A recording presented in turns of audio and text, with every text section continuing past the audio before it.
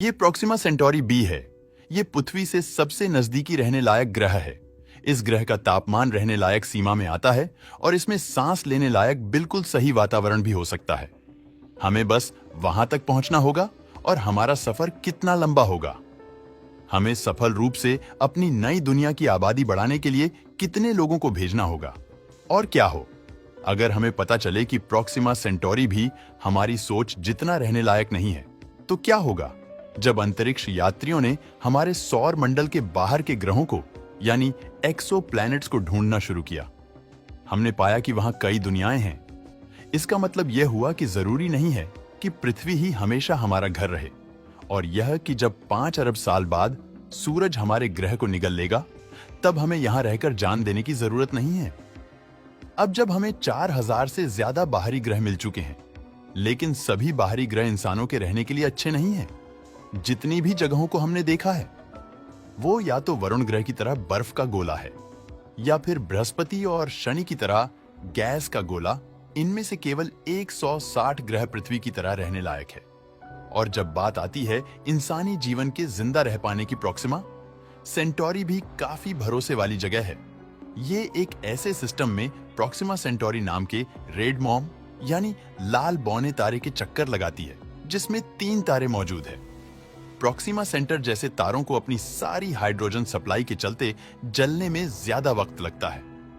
इस वजह से प्रोक्सिमा सेंटर का जीवन काल खरबों सालों का होता है, जबकि हमारे सूरज के खत्म होने में केवल 10 अरब साल का वक्त लगेगा। केवल इसी वजह से ही प्रोक्सिमा सेंटोरी भी लोकेशन के लिए एक अच्छा ग्रह है, और साथ ही ये बात कि इसका ऑर्बिट प्रोक्सिमा सेंटर के रहने लायक जोन में आता है।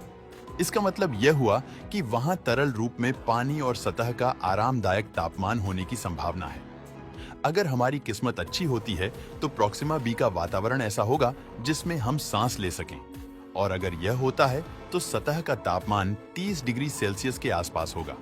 लेकिन प्रोक्सिमा बी तक का सफर बहुत ही लंबा और खतरनाक होगा, क्योंकि प्रोक्सिमा सेंटर करीब 4.3 प्रकाश वर्षों की दूरी पर है। इसका मतलब यह हुआ कि अगर आप प्रकाश की गति से चल पाते हैं तो वहां पहुंचने में आपको 4.3 सालों का वक्त लगेगा। पर अब तक हमने जो भी बनाया है वो इस गति से नहीं चल सकता। वास्तव में एक अंतरिक्ष यान में सवार होकर प्रोक्सिमा सेंटर तक जाने में लगभग 1,60,000 सालों का वक्त लगेगा। जी हाँ, जाने वाले कुछ लोग इस सफर के दौरान ही जन्म लेंगे। इनमें से कुछ तो पृथ्वी को कभी नहीं देखेंगे और कुछ प्रोक्सिमा बी को कभी नहीं देख सकेंगे। वो केवल अंतरिक्ष यान में ही अपना जीवन बिता देंगे और अंतरिक्ष में ही मर जाएंगे। हमें इस मिशन पर कितने लोगों को भेज सकते हैं? कुछ आंकड़ों के मुताबिक 100 लोग काफी होंगे। उनके वंश प्रोक्सिमा बी पर इतनी जेनेटिक विविधता के साथ पहुंचेंगे कि एक पूरे ग्रह की आबादी बनकर तैयार हो सके।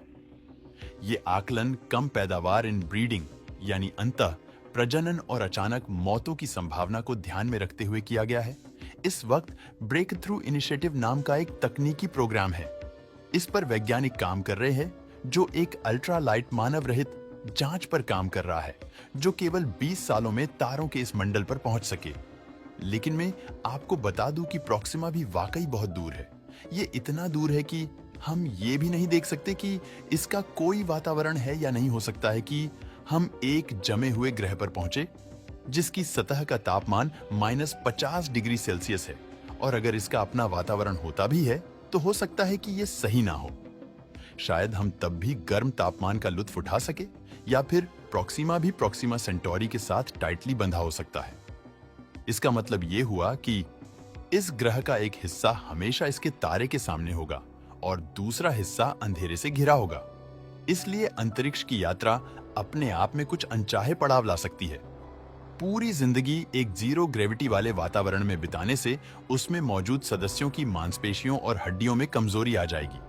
वो लगातार स्पेस रेडिएशन का सामना कर रहे होंगे। उनके शरीर में रहने वाले जीवाणु, रोगों से लड़ने वाला सिस्टम और शरीर के काम करने का तरीका सब हमसे अलग होगा। वो उस तरह के इंसान नहीं होंगे जैसे हम हैं। वो अपने मूल्यों और संस्कृति को बदल लेंगे। हो सकता है कि वो खेती की वो तकनीक भूल जाएं जो हम उन्हें अंतरिक्ष में और नए ग्रह में रह पाने के लिए सिखाएंगे। ये भी हो सकता है कि वो इस पूरे मिशन को लेकर ही अपने ख्याल बदल लें और अपने यान को दूसरी दिशा में ले जाएं।